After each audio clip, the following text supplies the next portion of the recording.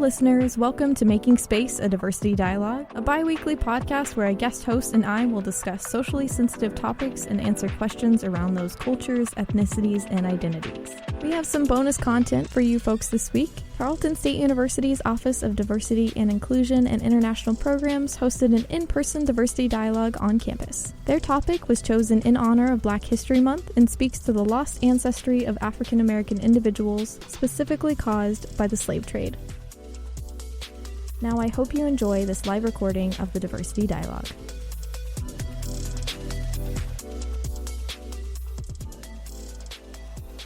Hi everyone, my name is Emily Mankirk. I'm here on behalf of the Office of Diversity, Inclusion, and International Programs, and I'd like to welcome you to our first diversity dialogue of the spring 2020 semester. Thank you. That's what I was going for. Our presenter today is a very strong student leader, Malik Miles, president of the Tarleton Black Student Union, who is going to talk to us today about a very powerful topic that relates to February's theme as Black History Month. So I'd like to introduce you today, Malik Miles. All right. Thank you all for coming.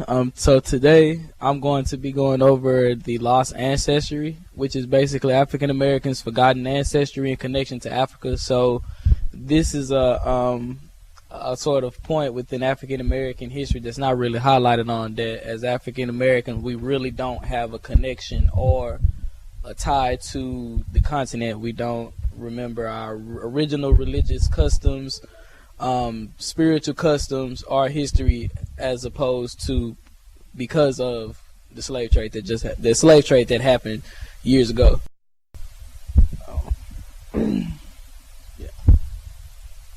So my goal of this presentation is to highlight the disconnect between African Americans and the continent, identify that the slave trade and constant miseducation is the reason why we have this split, and to show that descendants of these enslaved Africans, which are present day African Americans here in this country, are still paying for this crime and are still feeling the effects of the slave trade.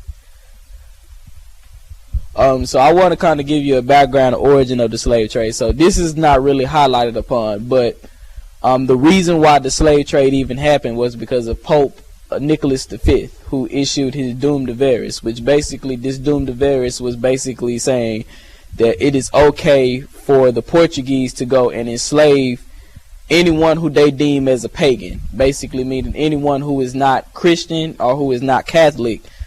They have to go ahead to go and enslave these people and subject them to what anything they want to, because in their eyes and in the eyes of God, they are not human.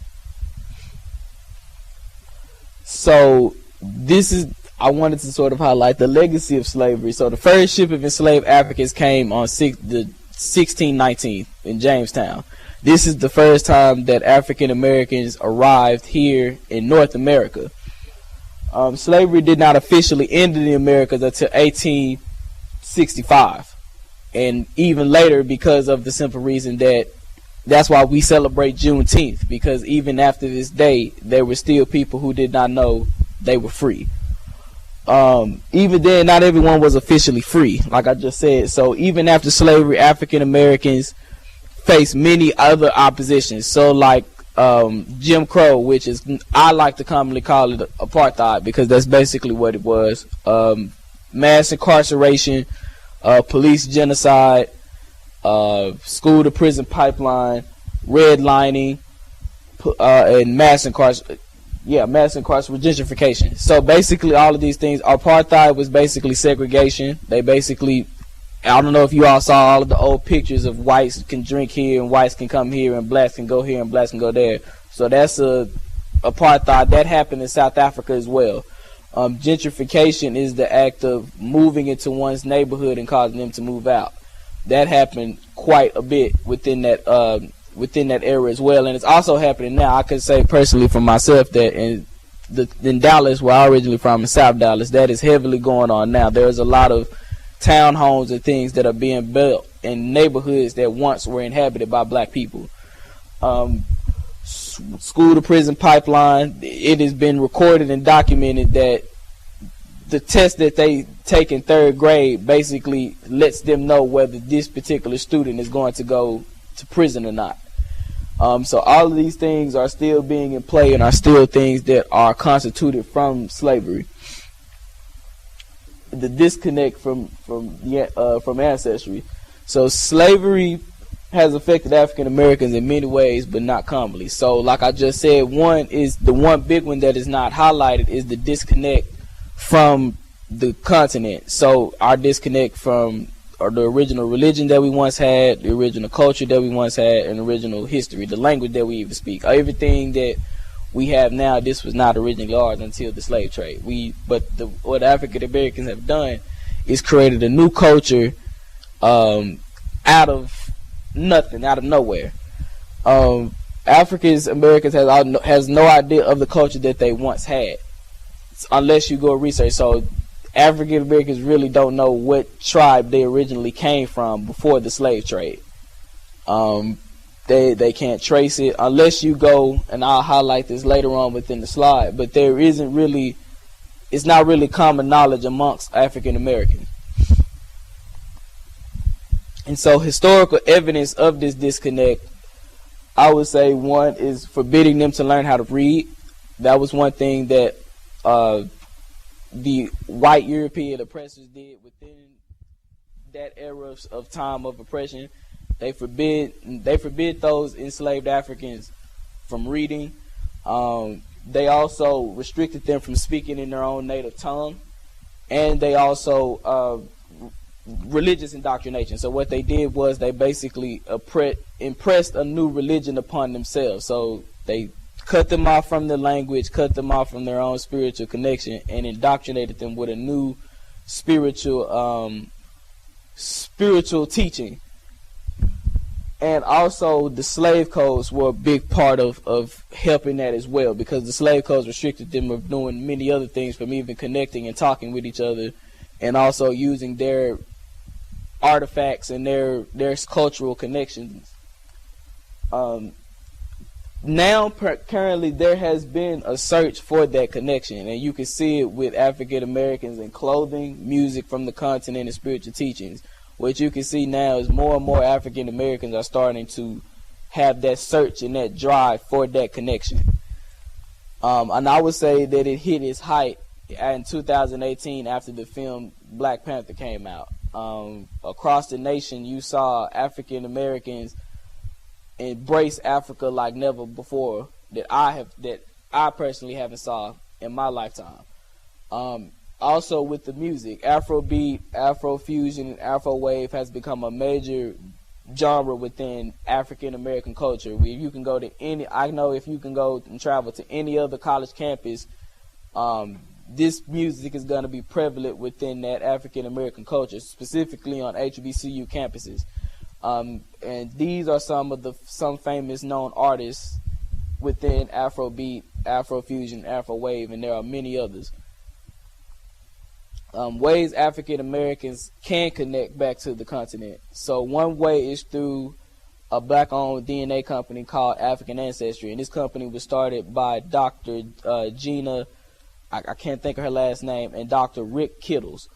So both of these individuals decided they were going to start this company and offer African Americans a way to be able to trace their ancestry. And what makes this company so different from the other Ancestry DNA companies is that this particular company can trace your connection back to the ethnic group that you're descended from. They can take the DNA that you have and trace it back to the ethnic group that you're descended from. So Erykah Badu, many celebrities have taken this test, and Erykah Badu has traced her connection back to an ethnic group within Cameroon, where she was able to go and actually meet these people and build a connection with that tribe that she's descended from.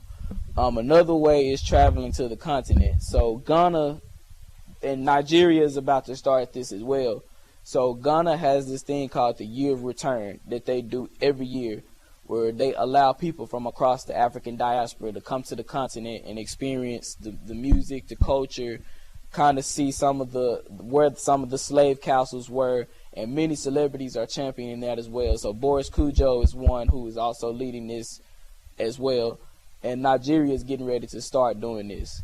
And another one is also researching and learning the history and culture of Africa. It may not be, you may not have the knowledge of knowing that this may be the tribe or this may be the group of people that you know, but at least you know that, you know, you were a people before the slave trade happened. And I think it's important for us to understand that and look at it as though they weren't slaves, they were enslaved people. These people were architects, these people were artists, these people were warriors, painters, all of these things before this crime happened within history. Could you elaborate a little bit about what you were talking about, the test in the 3rd grade? Oh yeah, so basically what happens is that the standardized test that they give, and I'm homeschooled, so right? So benchmarks, star tests, things of that nature. Within the 3rd grade, they already the system or prison systems basically have a count on who more than likely what child is going to be going to that prison. So that's how they build prisons. They build prison based off the test scores of students, African American students within schools. Okay, and you're tying this information together from, and that's just that we tied it back for the podcast. Right. Where you drawing this information together from these sources? So this is, I actually looked up a couple of, and I have the links and citations to these on here. So a couple of articles. The Guardian is an article that I researched. Also looking at the prison numbers, prison systems, like your your private owned prisons. Most of those are built based off of those school tests. So there's the Guardian.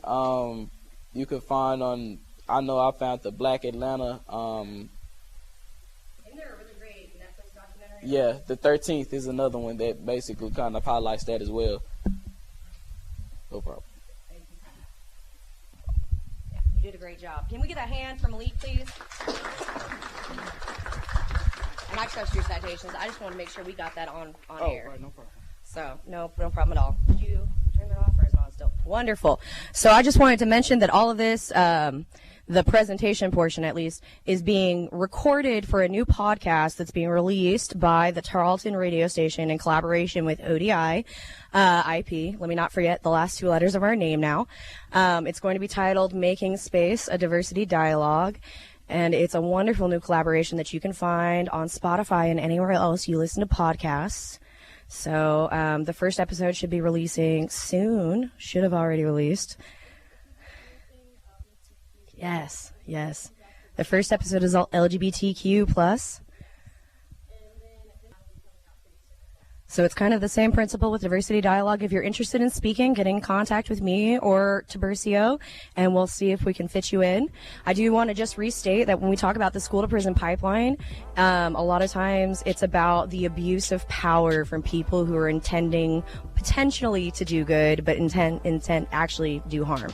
The road to hell is paved with good intentions. So thank you guys so much, and we're going to move on to our discussion portion, so the recording will now be closed.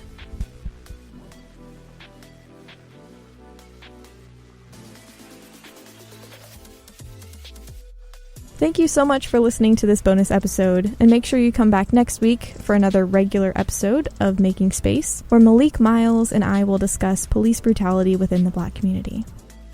See you next week, folks.